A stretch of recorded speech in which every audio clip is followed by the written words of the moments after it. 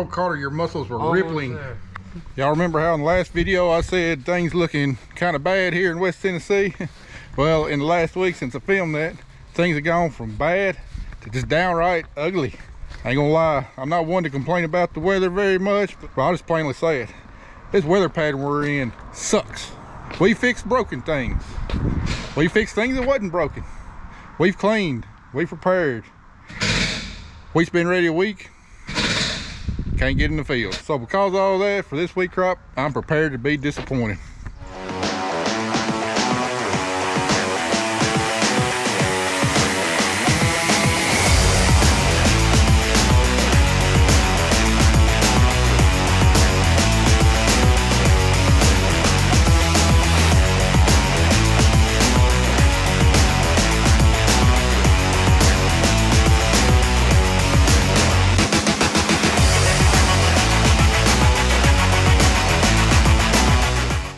I don't know about y'all, but I'm a little tired just working on stuff. I'm ready to get out of the shop.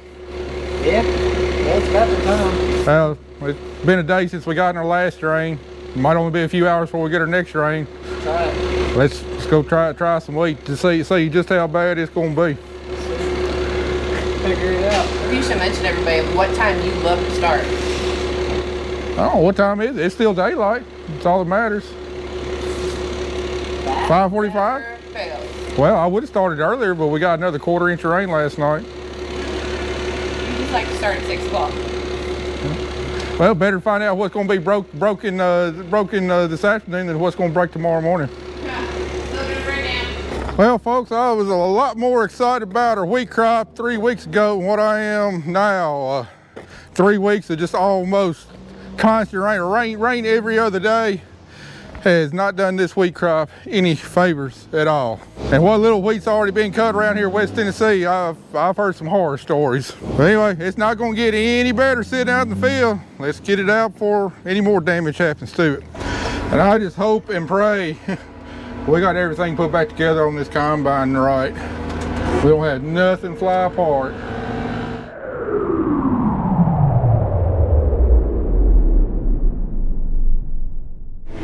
All right, let's give this a shot. I'm gonna start out by cutting a little spot down here for everything.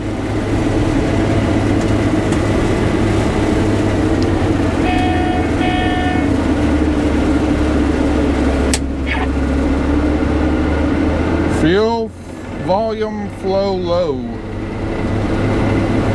That ain't good.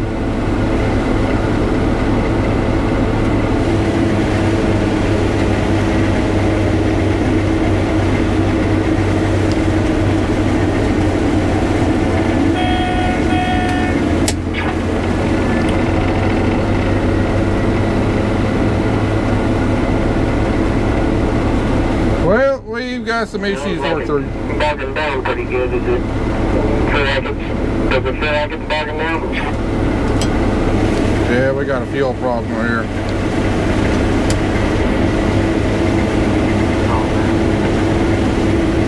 Well, let me see if I can get this little spot cut out and we'll try and figure out what's going on.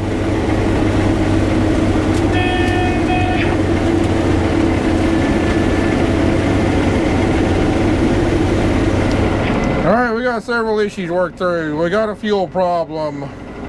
Something's not right on the rotor. When I try to adjust my concaves closer, I'm hearing a ticking noise.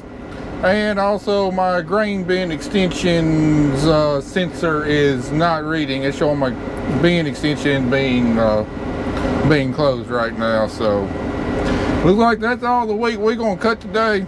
Probably not even 1/4 of an acre. But hey, better than nothing. I'd rather find out these problems late this afternoon than first thing tomorrow when we got a full day ahead of us. I'll bring you back when we got some things figured out here. Well, as you can see, we're back in the shop. That's never a good sign. Well, Andy, I'm sure glad I didn't decide to start at a far away farm. Oh yeah, I'm glad it's 100 feet that way instead of 10 miles. All right, fuel pump problem. We've been doing a little diagnosing. We're no closer. We don't know if it's electrical with a bad sensor and it's derating the engine, or if there's actual physical mechanical problem. We took off the line here at the fuel pump, and it shot out a good stream with the fuel pump on. Still don't know if it was enough, so we're going to take it loose there at the tank and gravity feed, because there's a strainer up here inside the tank that might be clogged up and restricting flow. I don't think that's it, but I always check the simple stuff first. Start with the easy stuff. I'm gonna get you a wrench, proper wrench for that. Yeah. You don't want to round that off. As far as for the ticking noise, I found out what the problem on it is, and it ain't good. You remember that problem we had last fall with a rock going through? Well, we found more damage than it did, but we didn't know it until we swapped the wheat, because in wheat we run our concaves a lot closer to the rotor with not as much clearance to get good threshing. And well, when we tried to close them up to set it for wheat, we hear a real bad ticking, and the closer I got, the worse it got. And come to find out, one of my rasp bars here, which I've got it off here, here's one on. This thing was cocked out real bad, so it was sticking farther away from the rotor, and it was hitting the concaves as we tried adjusting it up. And come to look, and that rock went through. So that mount right there where it was welded, it broke it loose and bent it in, which pushed this outwards. So got two options: either try and fix it or get a new rotor. Fixing is going to be tricky, because this thing spins at high RPMs, anywhere from 300 RPM to 1000 RPM, and it's very critical that you keep it balanced. And me putting some extra weld right here, going to put a little bit more weight on this side and could throw it out of balance. So might have to, on the opposite side, might have to run a bead of weld just to add some weight to the rotor to keep it balanced. So anyway, I'm going to try and heat this up, get it straightened back out to where it's supposed to be, and then re-weld it.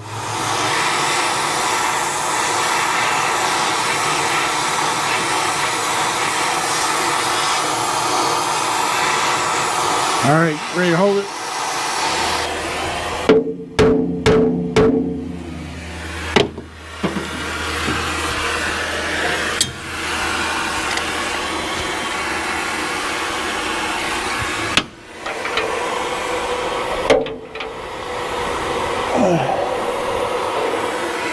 All right, it's not completely perfect, but it's pretty dang close right there. So now we're going to lay us a bead of weld up there on the top and let it cool down, bolt it back up, see what it does. All right, Andy, got the water ready? It's ready.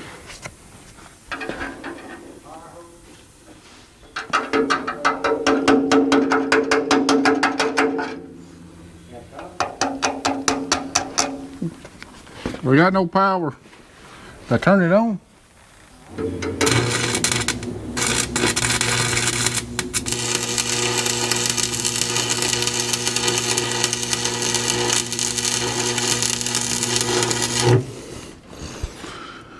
All right, let that cool down.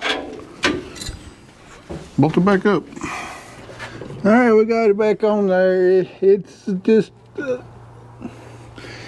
just a little cockeyed that way. It's about 98% what it should be compared to those, so it's going to be good enough for me for now. All right, we got this problem solved. Still no word on the fuel pressure. My mechanic got back with me. Could be, he says, some kind of like a P-pop valve or something there on the fuel pump. Could be a sensor, don't know. He's gonna get with the service manager in the morning and see if he can swing by here, because I'm at my end of diagnosis. You need a laptop and pressure gauges and stuff like that. Equipment I ain't got. So we're gonna get this button back up and see what tomorrow morning brings. All right, it is now a day later. Well, actually, it's almost 2 days later, because it's like 11:45 at night. Kelly and I just got back from about a 9-hour round trip to Little Rock, Arkansas to pick up a part, because with it being Friday afternoon when we found this problem, I didn't necessarily trust the overnight department at the depot in Atlanta to actually get this part that we needed on the overnight truck to be delivered on Saturday morning. So found a place in Arkansas that had the part number I needed, and we just decided to go get it. We're not 100% sure that this is the problem, but it's the next thing to try. And anyway, what we are replacing here is the FCA actuator, or FPA actuator, something like that. Anyway, it's a fuel pressure actuator on this high pressure fuel pump. Well, didn't you just have that fuel pump rebuilt a couple months ago? Yes, I did. But this being an electric part, that doesn't mean that can't just go bad almost immediately, or be bad from the factory, and it only showed up once we put this thing under a load. Anyway, I called the place that rebuilt it.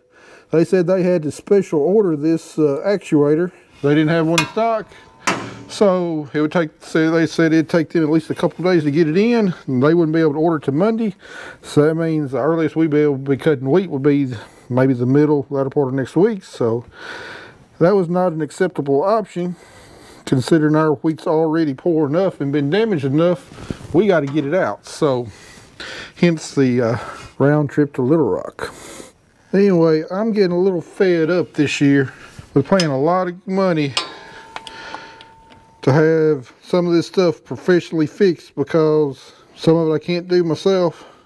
You know, I can't rebuild a fuel pump. You know, the engine seal on the sprayer, you know, can't do that, don't have the equipment. You know, getting the forklift worked on, just didn't have the time. Had a cylinder on the sprayer, never had good luck changing seals myself. And all four of those problems either are still not fixed, or I had to wind up solving it myself. Yeah, that's right, that seal, that rear main seal on the sprayer, leaking again, pretty bad. That cylinder on the sprayer, had to take it off a second time, have it resealed again. And then of course the problem with this, you know, spend a lot of money and time getting this getting this fuel system overhauled, and don't even get to make a round in the field. Now, I'm not blaming anybody specifically, because some of that stuff is just, I mean, it's just the luck of the draw. You know, anytime you're replacing a seal, like the rear main seal on the sprayer, it's liable to leak again almost immediately. I mean, replacing seals and getting them absolutely right without any problems, you know, it's really tough. You know, the same thing with a hydraulic cylinder. Come to find out, the hydraulic cylinder is poorly made, and it's probably just needs to be replaced instead of resealed. You know, you put an electronic part on this thing, I mean, yeah, I mean, even a brand new electronic stuff can be bad, or go bad almost immediately. I mean, that's just the luck of the draw. But the amount of bad luck we've had with fixing stuff this year has just been awful and very frustrating. And I'm turning my freaking ratchet the wrong way. I'm loosening this tight. I'm tired. I need to go to bed. All right, got that on. All right, the mechanic is going to be back out here first thing in the morning to test this thing and make sure that we got the problem fixed. All right, let me tell you what we did to arrive at this conclusion. Test a lot of things. So we had good fuel flow coming out of the fuel tank. I think he did some stuff on the computer, and that checked out. The next step in the diagnosis that the book told him to do was to do a fuel flow check, which we couldn't do because we don't have the equipment. But anyway, there's a return system on here. You got a returns from the high pressure pump, and you got a returns from the fuel rail and everything, and they're both tied together. And so anyway, he disconnected the returns line, and we pumped it into a bucket. And the spec on the book said running this engine at 1400 RPM for 60 seconds, we should have no more than 190 milliliters of fuel returned. We ran the test the first time, we had like right at 700 milliliters of fuel, so way over spec. So something was bypassing somewhere.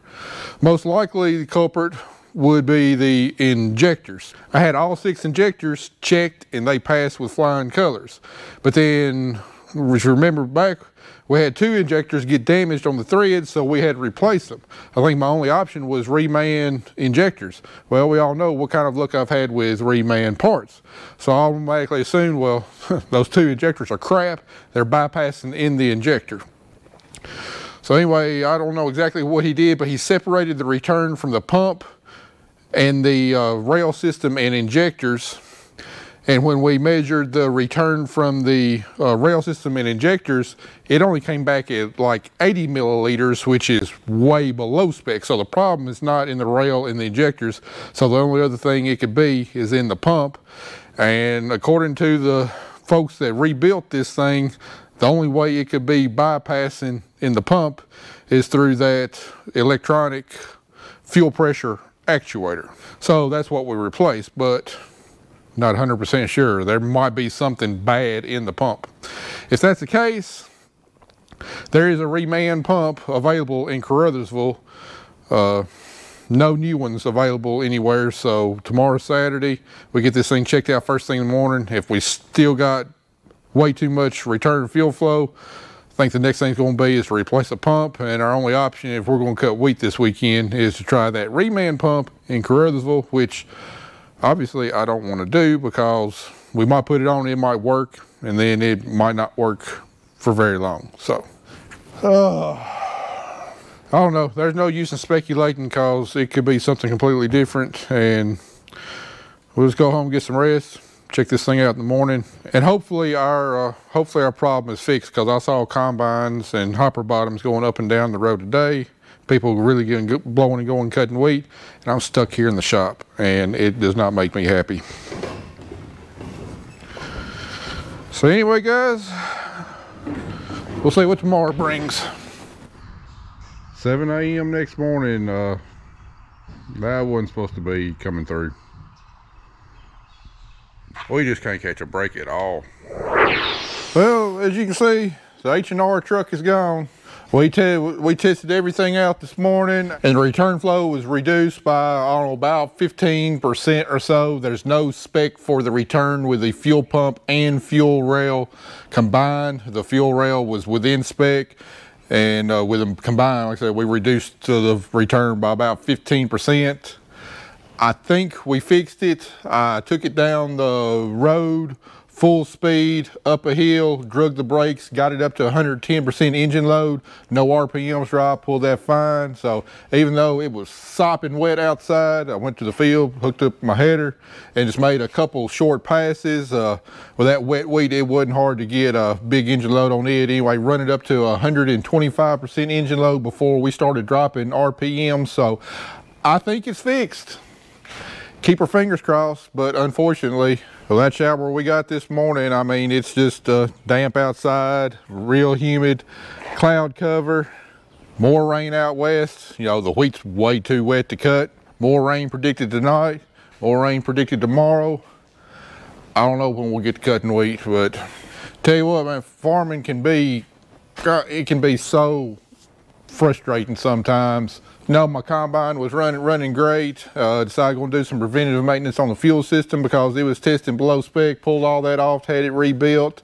Then got 2 damaged injectors. You know, had to spend, you know, $2,000 on injectors. Everything's running fine. Get to the field and then pull in, and it just falls flat on its face. Can't really diagnose for sure exactly what's wrong. Make a 8-9 hour round trip to Little Rock, get our part, then turns out raining today after weeks of rain. Even when you try to do the right thing and be as prepared as you absolutely can, sometimes things just plain old go to hell, and that's kind of what happened in this situation. Just really frustrating, really disheartening. But I still got the faith. Everything's going to be okay this year, even though it seems like we're being put through the ringer the month of May, first part of June. I know everything's going to turn out okay. Might not turn out exactly the way I want it to, but I know the good Lord's going to look out for us. He's going to provide for us, but he never said he was going to make it easy for us. Sometimes you just got to work for it, and I think we're working pretty hard for it. So anyway, we will get this thing out in the field. We will be cutting wheat at some point. Don't know exactly when. Heck, for all I know, we might have to go replant before we go cut wheat. Check some of my replanted cotton, and one of those bottoms, we've got a far worse stand the second go around than we did the first go around. And well, there ain't no planting cotton at this point in time. The only thing we can do is go plant some beans. So, but there'll be another video for another day. We're gonna wait for this wheat to dry up. I'll bring y'all back. We'll see what this wheat crop's actually gonna do. Hopefully, things will pick up and I won't be quite as disappointed as I think I'm going to be.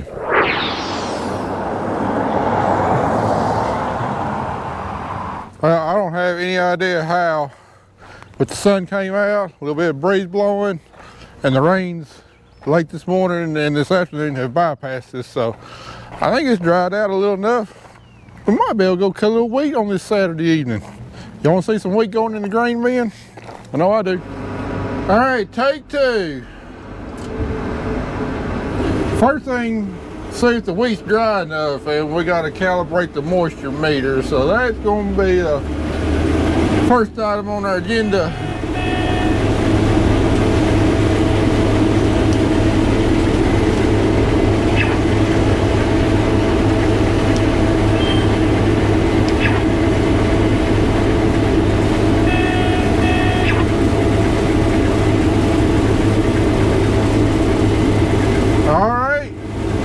Taking in a nice full swath and no bogging down whatsoever.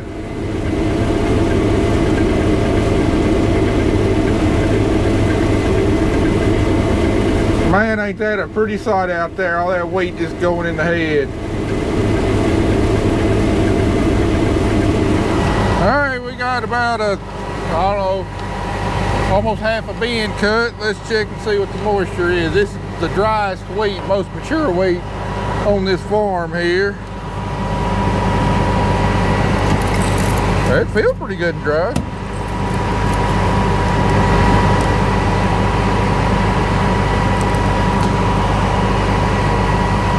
It's nice and crunchy.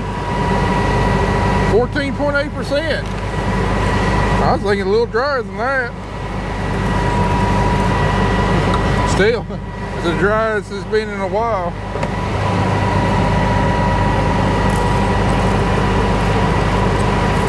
They're saying 15.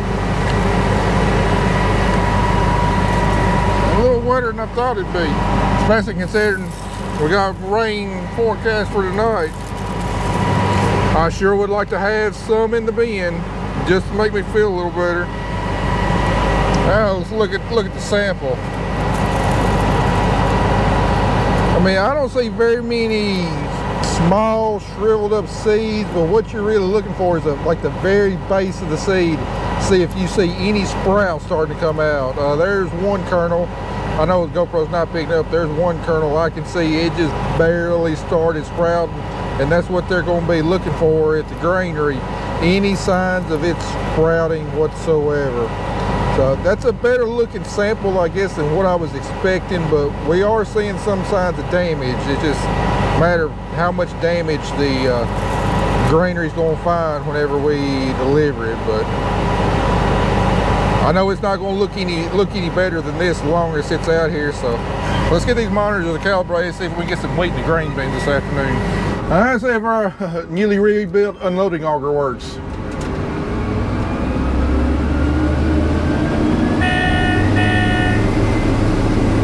Oh yeah.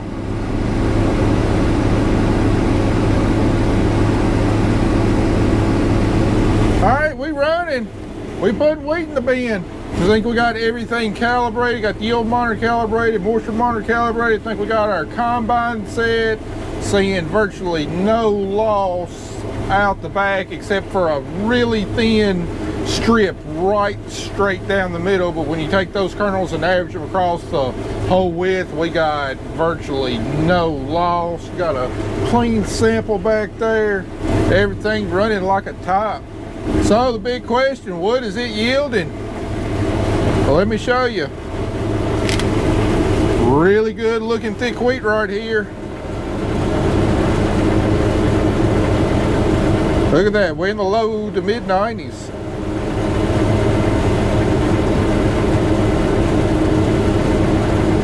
Let me tell you, I sure was not expecting that. I was hoping, you know, in the good spots 80 to 85, but look, good spots we might be better, a lot better than that. Now around the edges it's definitely a lot thinner, yields not as good. I was seeing some between 50 and 70 bushels around the edges, especially around the tree lines where it gets shaded, and the wheat was even slower to emerge, and really didn't have a lot of time to till her out. But out here through the middle, man, it's beautiful, 90 plus bushel wheat. Heck yeah, I'm ecstatic about that.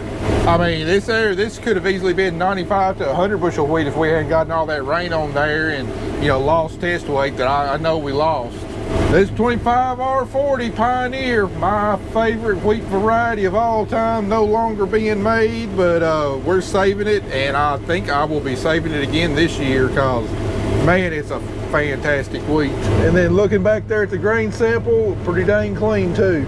It's about the easiest threshing and the cleanest threshing variety I believe I have ever cut. So anyway, now that we got the bugs worked out, it's a little after 6 o'clock. I'm gonna try and get a truckload cut where we can get that in the bin, and that'll probably be it for today, because this wheat's just now getting down to about 14%, and as soon as the sun hits the top of that tree line right there, it's gonna get wet in a hurry, and our losses will go up tremendously.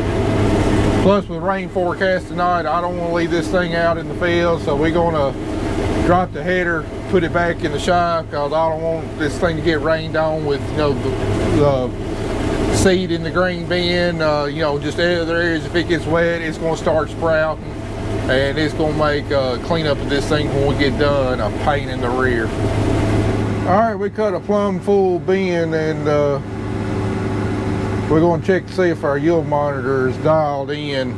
We started at 281 bushels, so 570 minus 281 equals 289. That's how many bushels ought to be on there. 16660. 16,660 to about 60 pounds, 277 bushels, and my yield monitor said 289. So it's off just a hair. It's off between 3 and 4%, so good enough. I think we're going to call it a day here. We got this first entrance field done. Monitor says around 14 acres. We ought to have a truckload off of this, a little over 1,000 bushels. That puts the average yield somewhere in low to mid 70s, which I mean, around the edge was not very good. Out there in the middle was pretty dang good.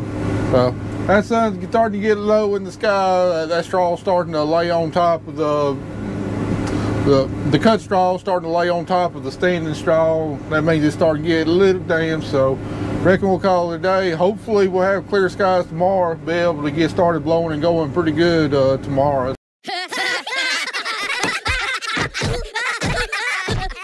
Don't know if that's going to happen or not, but next time I fire a combine up, I'll be sure to bring y'all along. Appreciate y'all watching. See you on the next one.